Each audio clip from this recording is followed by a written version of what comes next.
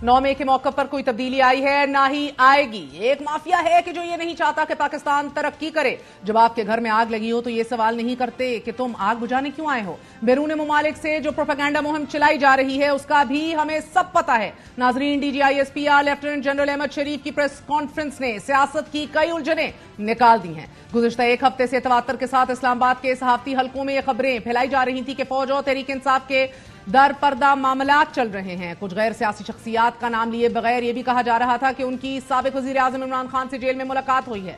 गुजरे एक हफ्ते से तहरीक इंसाफ इमरान खान के लबो लहजे में भी खासी नरमी देखी जा रही थी। इमरान खान फौज से मुज़ाकरात की खुलकर ख्वाहिश का इजहार भी करते रहे। ये भी कहते रहे कि उन्होंने फौज पर इल्जाम नहीं लगाए बल्कि सिर्फ तनकीद की है। लेकिन इमरान खान के इस नर्म होते रवैये के बावजूद मगर आज DGISPR की प्रेस कॉन्फ्रेंस ने ऐसी तमाम कयास आराइयों से हवा निकाल दी है।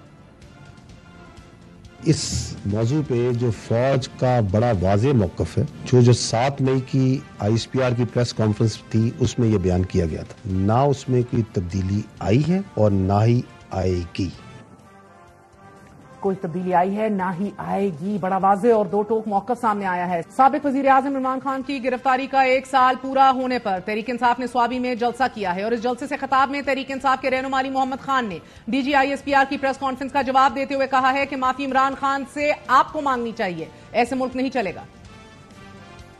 वो मलाई है, जाके माफी मांग लो, माफ कर देगा। माफी मांग लो, माफ करेगा तो मुल्क चलेगा। प्रेस कॉन्फ्रेंस करने से मुल्क नहीं चलेगा, गलती तस्लीम करनी पड़ेगी।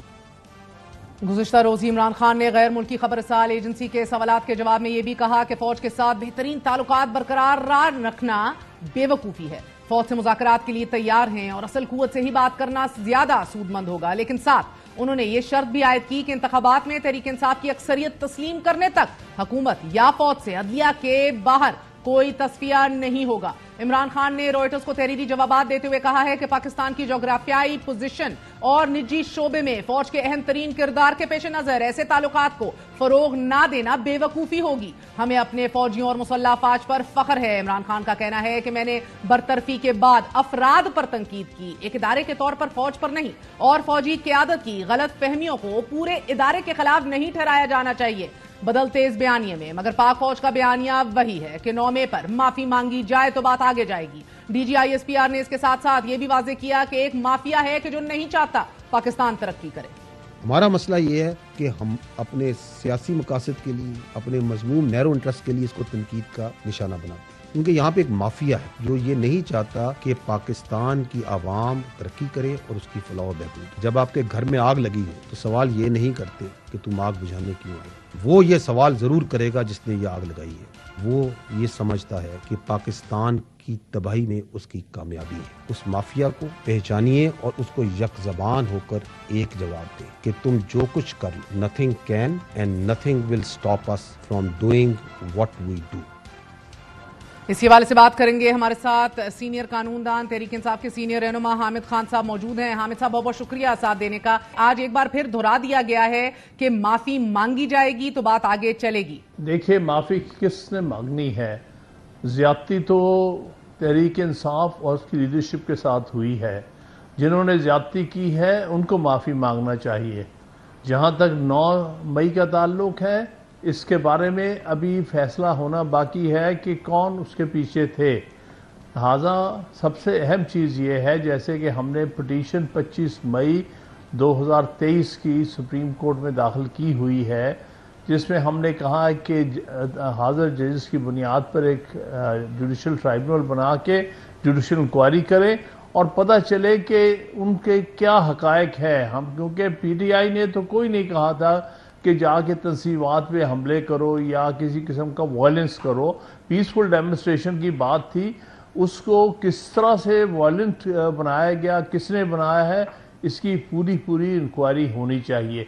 इंक्वायरी के बाद जो कसूरवार निकलेगा उसको सजा दी जाए। वो चाहे माफी मांगे ना मांगे वो और बात है, लेकिन आप कैसे किसी को कसूरवार ठहरा सकते हैं बगैर किसी इंक्वायरी के और जुडिशल किस्म का मौका दिए बगैर हर पार्टी को जिस पर एक्यूजेशन है कि भाई हम नहीं थे, हमने तो कहीं नहीं कहा था कि जाके वायलेंस करो।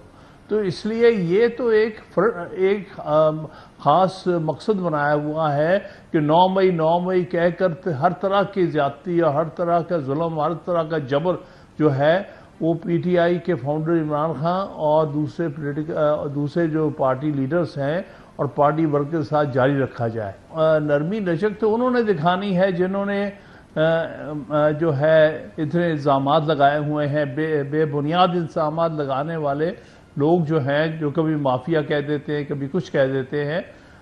زیادتی تو ان کی طرف سے ہے، انہیں بات میں نرمی لانی چاہیے تاکہ بات ہو سکے۔ اور سر یہ بتائیے گا کہ آپ نے دیکھا ہے کہ عدلیہ کی طرف سے بھی 2 ججز کا اختلافی نوٹ سامنے آیا ہے، بڑا ان ڈیپتھ اختلافی نوٹ ہے اور ان کا ریویو انفرکشس ہونے کا بھی ان کو بڑا ڈر ہے۔ آپ اس اختلافی نوٹ کو کس طرح دیکھ رہے ہیں؟ اختلافی نوٹ جان بوجھ کے دلایا گیا ہے ان لوگوں سے جو کہ ایکچولی اختلافی نوٹ آج تک کبھی کوئی یہ پروسیجر کا حصہ ہی نہیں۔